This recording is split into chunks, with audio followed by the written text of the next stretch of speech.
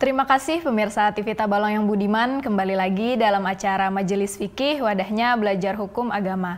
Nah, kita akan melanjutkan perbincangan kita kepada Ustadz Nasrullah ya. Tadi kan Ustadz telah menjelaskan dan menyebutkan syarat syah berwudu ya Ustadz ya. Selanjutnya kita bahas tentang rukun wudu nih Ustadz. Ya. Sebenarnya rukun itu apa sih Ustadz? Jadi rukun itu sesuatu yang mesti harus dilakukan. Kada boleh tertinggal. Bila tertinggal tidak sah. Nah, itu namanya rukun, harus ada, kada boleh tertinggal. Bila tertinggal tidak sah, itu sah. rukun. Terus ada nggak nih Ustadz perintah berwudu di dalam Al-Quran ya Ustadz? Di dalam Al-Quran surah Al-Ma'idah ayat 6 Allah Ta'ala berfirman, Ya ayyuhalladzina amanu idza qumtum ilas salati faghsilu wujuhakum wa aydiyakum ilal marafiq wamsahu bi ru'usikum wa arjulakum ilal ka'bain. Ila akhir ayat. Wahai orang-orang yang beriman, apabila engkau hendak sembahyang, basuhlah muka kamu dan basuhlah dua tangan kamu sampai ke siku, sapulah kepala kamu dan basuhlah dua kaki kamu sampai mata kaki. Nah, itu perintah dari Al-Quran tentang wudhu ini. Nah, terus untuk selanjutnya apa saja sih Ustadz rukun wudhu itu Ustadz? Rukun wudhu itu ada 6. Jadi pertama niat. Itu niat itu pertama dalam rukun wudhu. Yang dimaksud dengan niat itu bagaimana tuh Ustadz? Itu niat itu ada menyengaja di hati melaksanakan wudhu. Biasanya sengaja aku berwudhu untuk menghilangkan hadas kecil fardu atasku karena Allah Ta'ala. Nah, ini niat. Jadi letaknya di dalam hati, menyengaja sesuatu. Kemudian arti daripada niat itu sendiri meletakkan niat. Jadi kalau niat tadi nang dalam hati nang sahajakunya tadi. Iya. Adapun nang nawaitul wudu'a li rab'il hadatsil asghari fardhal lillahi ta'ala, itu cuma sunat. Tapi bagus dikerjakan karena dapat pahala sunat. Tapi yang dimaksud dengan rukun itu adalah nang di dalam hati. Sengaja aku berwudu untuk menghilangkan hadas kecil fardu atasku karena Allah Ta'ala, letaknya di dalam hati. Kemudian caranya, nah definisi daripada niat, meletakkan niat itu yaitu kalau dalam kitab fikih qasdu syai'i muqtarinan bi fi'lihi. Berniat sesuatu beimbai lawan gawiannya, itu niat. Nah, jadi ketika kita hendak sesuatu beimbai lawan gawian itu ngarannya niat. Iya. Sama orang sembahyang ketika mulai takbiratul ihram mulai meletakkan itulah niat. Jadi bakal hendak sesuatu beimbai lawan gawiannya, itu niat. Cuman satu yang tidak beimbai. Nah, jadi niat ini cuman satu, yaitu nang kada beimbai, yaitu puasa. Karena puasa itu benit hari malam, puasanya hari siang. Nah, jadi dalam kembali kepada masalah wudhu tadi, cara berwudhu, nah ambil wudhu tadi, kerjakan sunatnya, nawaitul wudhu alirab il hadatsil asghari fardhalillahi ta'ala. Nah, ketika air pertama kali menyentuh muka, disitulah meletakkan niat, sengaja aku berwudhu untuk menghilangkan hadas kecil fardu atasku karena Allah Ta'ala. Jadi meletakkan niat ketika air pertama menyentuh muka. Nyesapalih ada orang salah, niat sahaja aku berwudhu. Nah, hanya kayak ini kada sah. Harus meletakkan sahajaku tadi ketika air pertama kali menyentuh muka. Itu arti niat. Oh, jadi tidak sah ya Ustadz jika kita berniat baru melaksanakan wudhu itu? Harus beimbai lawan gawiannya. Oh iya. Terus kenapa nih Ustadz niat itu dikategorikan di dalam rukun wudhu Ustadz? Padahal kan tadi dijelaskan di dalam surah Al-Maidah ayat 6 tadi tidak ada disebutkan itu Ustadz. Ya, tadi ayatnya langsung apabila ada sembahyang basuh muka ya lah. Nah, mengapa ada ini niat ini? Karena para ulama, yaitu imam mazhab, mereka berdalilkan hadis Nabi, innamal a'malu binniyat. Hanya saja sesungguhnya setiap amal itu harus diawali dengan niat. Nah, termasuk wudhu ini pun adalah amal. Nah, karena ia wudhu ini termasuk daripada amal, maka wajiblah ia berniat dulu pertama-tama. Nah, memang ada juga imam yang mengatakan kada wajib niat, tetapi mayoritas ulama mengatakan niat ini termasuk daripada rukun wudu. Ya. Terus Ustadz, untuk selanjutnya ada apa lagi nih Ustadz? Kemudian yang kedua rukun wudu yaitu membasuh muka. Nah, jadi membasuh muka itu rukun yang kedua. Iya, setelah niat membasuh muka ya Ustadz ya. Apakah ada bagian-bagian tertentu Ustadz untuk membasuh muka ini Ustadz? Ada. Nah, jadi ada batasan-batasan basuh muka yaitu dari atas ini dari awal kebiasaan tumbuh rambut. Nah, kebiasaannya kan di sini. Iya. Nah, orang basulah bang, sininya biasanya gundul. Nah, tetap di sini karena kebiasaan tumbuh rambut awal di sini. Nah, kemudian di sini sampai pasak telinga. Nah, di sini kemudian sampai bawah dagu. Nah, karena ini perbatasan, mun hendak mapas bujur ngali labihi. Nah, lagi di labihi basuh hadapannya supaya jangan sampai mapas ini ngali harus lebih.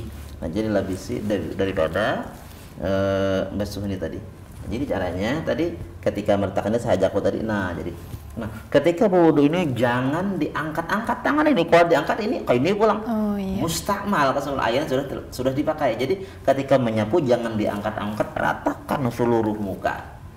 Itu cara berwudu tadi ketika membasuh muka. Ya, terus Ustadz, kalau biasanya kan untuk laki-laki ada yang memiliki kumis dan jenggot nih Ustadz ya. Apakah itu wajib untuk dibasuh juga sampai ke kumis dan jenggotnya itu Ustadz?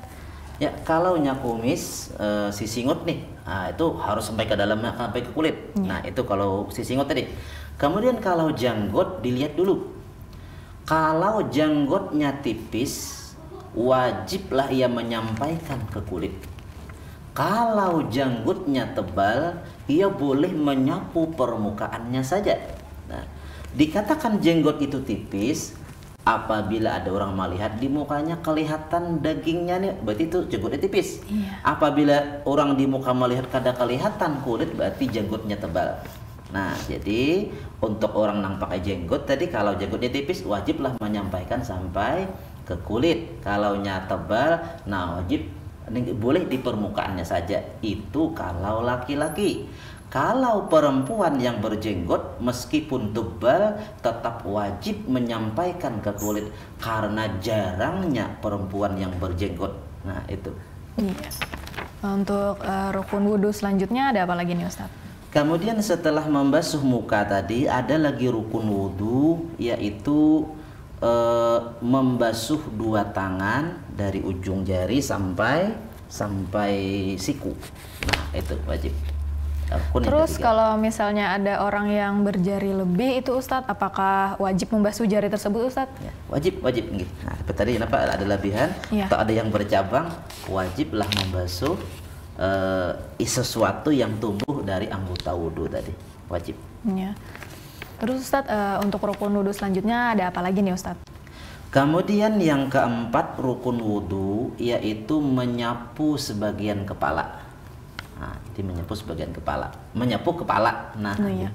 Untuk menyapu sebagian kepala sendiri kan Ustadz, pada rukun sebelumnya Ustadz telah menjelaskan pada muka dan tangan itu wajib dibasuh, sedangkan kepala itu disapu ya Ustadz ya. Terus apakah ada perbedaan antara membasuh dengan menyapu tersebut Ustadz? Jadi perbedaan antara menyapu dengan membasuh, yaitu kalau membasuh biasanya dikubui dengan banyu, nah atau tangan dikubui. Kalau menyapu, nah diculuk tangan ke banyu, nah andak ke ini biar kada digerakkan sudah boleh. Nah jadi diandak ini sudah boleh. Nah jadi itu namanya menyapu. Kalau membasuh tadi harus dikubui. Nah jadi menyapu boleh letak asal tangan basah sudah jadi. Terus kenapa nih Ustadz ada perbedaan pendapat para ulama tentang hal menyapu ini Ustadz? Jadi memang masalah menyapu kepala ini ada perbedaan pendapat, yaitu kalau Imam Syafi'i dan mazhab Syafi'i mengatakan yang namanya menyapu kepala itu cuma sebagian sudah sah.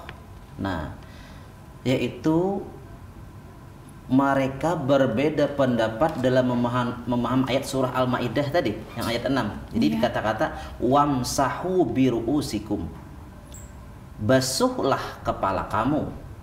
Pendapat Imam Syafi'i mengatakan yang namanya menyapu kepala itu sebagian pun jadi. Yang namanya sebagian biar sehelai rambut jadi. Nah, nya gundul, nah kada pakai rambut, kada apa aja ya kepala tadi. Nah, bahkan rambut ini boleh bagian sini, bagian belakang boleh. Nah, asal jangan keluar dari batasan kepala. Misalnya rambut panjang sampai ke sini, di sini basuh. Nah, itu kada boleh. Harus lingkup kepala. Itu menurut Imam Syafi'i. Kalau menurut pendapat Imam Abu Hanifah harus seperempat kepala, jangan kurang seperempat kepala. Kalau sama tadi perbedaannya dari segi memaham ayat wamsahu birusikum. Kemudian dari pendapat Imam Malik mengatakan ujisin wamsahu birusikum itu sebagian kepala. Kada boleh cuman sedikit. Nah, jadi caranya kalau Imam Malik itu nah, bukan jambul. Nah, kayak ini. Jadi basuh tangan. Nah, kayak ini. Kalau Imam Malik ini biasanya kayak ini, langsung ke telinga. Itu. Nah, jadi ujar sidin sebagian. Nah, tapi meskipun berbeda pendapat para ulama seperti ini, alangkah baiknya kalau kita keluar daripada perbedaan. Al-khuruju minal khilaf mustahab. Keluar daripada perbedaan pendapat itu lebih dicintai. Kayak apa supaya keluar? Basuh sebagian kepala. Nah, semua imam tidak menyalahkan. Itu lebih baik lagi. Nah, jadi mereka berbeda karena memaham ayat tadi. Tapi semuanya bujur. Iya. Jadi kalau kita melakukan keduanya atau semuanya itu tidak ada yang dapat menyalahkan ya Ustaz ya? Iya. Terus untuk rukun wudhu selanjutnya ada apa lagi nih Ustaz? Di rukun wudhu yang selanjutnya setelah menyapu sebagian kepala tadi ada membasuh dua kaki. Nah, dari ujung kaki sampai buku lali wajiblah dibasuh. Nah, dibasuh bukan disapu, ini dibasuh. Terus wajib nggak Ustaz menyampaikan air ke sela-sela jari itu Ustaz? Wajib. Nah, jadi bahkan apabila ada jari itu yang rapat, wajiblah ia menyalat-nyalati jari kaki. Berarti menyalat-nyalati itu nah seperti ini. Nah, itu menyalat-nyalati ngarannya. Apabila jarinya rapat tadi, wajib menyampaikan air ke situ. Nah, kalau jarinya renggang, nah jadi menyalat-nyalati cuma sunat aja. Kalau rapat tadi, wajib menyalat-nyalati supaya menyampaikan air ke situ. Iya, baik Ustadz, kita lanjutkan nanti ya Ustadz ya. Pemirsa TV Tabalong yang budiman, jangan kemana-mana, tetap dalam acara Majelis Fikih Wadahnya Belajar Hukum Agama. Kita akan kembali setelah jeda berikut ini.